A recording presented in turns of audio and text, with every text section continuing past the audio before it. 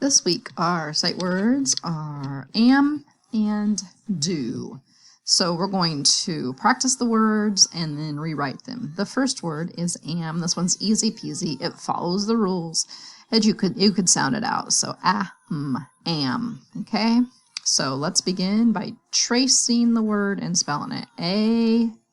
A-M says am. Spell it again. A-M, am. Now let's write it below an A and an M for am.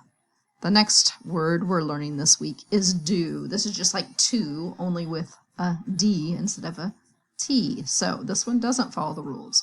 So it's important that we know when we see this D and O, we're not trying to say d-aw or do like we would think of with go, but do. Okay? D-O, do. One more time, D-O, do. And let's write it in the boxes. D is its whole word. Make sure I have a D and not a B. Use your B checker if you need to. D-O, do. Those are sight words. Am and do.